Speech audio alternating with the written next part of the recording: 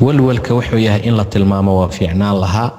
walwal waxaa jira qofka aakhiro uu ka walwalahayo ama salaadaadii la aqbali waayo uu ka walwalahayo, asoo kale ah waa shay muhiim ahoo aad iyo aad u fiican.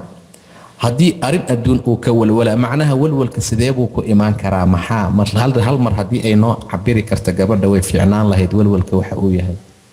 taasi waa qalad aad iyo aad u weyn. walwal keliya dadka lama farin, khawf keliyana lama amrin. ilaahay subxaana wa tacaala in badan dadka wuxuu amray khawf iyo rajo. khawf keligiisna waa mamnuuc, rajo keligeedna waa mamnuuc. adiga waad halaagsantay, waxna ma laga aqbalaayo, ahlu naar baa tahay, saan baa tahay, mar walba inaad horta soo dhigatana dhibkeeday leedahay. waxaa kaloo dhibkeeda yeelanaysaoo dhibkeeda leh inaad dhahdo aniga qof fiican baanba ahayba, ahlu jannaha la tilmaamay waa aniga. labadaba waa mamnuuc. alkhawf waraja labada waa loo baahan yahay. innahum kaanuu yusaaricuuna fi lkhayraat wayadcuunana raqaban warahaban buu dhahay ilaahay subxaana wa tacaala. waxaa loo baahan yahay khoof iyo rajo labadaba.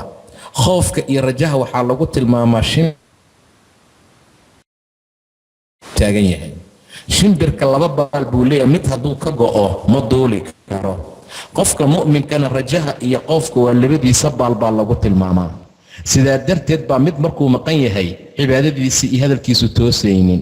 marna cabso marna rajo qab. qofka ugu sarreeya jannada gelaya waa adiga. mar hortaada soo dhigo camalka aan qabtay ilaahay waxaan uga rajaynaa inuu janno igu siiyo. aad bay u habboon tahay. mararka gobol ka mida cabsida aad iyo aad u badi. xaaladaasaa loogu talagalay qofka mu'minka ah. khawfka iyo rajaha labadaba waa lagama maarmaan. haddaad rajo keliya soo hordhigatana diinta kuma socotid. haddaad khawf keliya sida gabadhan haddoo tilmaamaysa inaanba la aqbalayn, inuu ilaahay salaadayba rafacaynin, in qayrba aysan gaarayn, ayaduna qalad bay noqonaysaa. marka labada xaaladba ma loo baahna.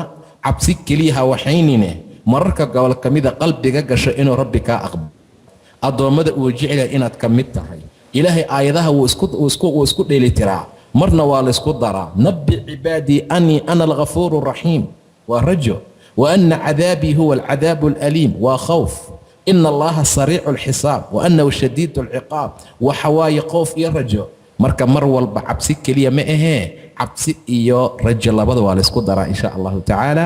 waana qalad xaaladaasoo ha samaynin. mararka gobol ka midana cabsi qalbigaaga geli, mararka gobol ka midana ilaahay rajiye subxaana wa tacaala. nacam.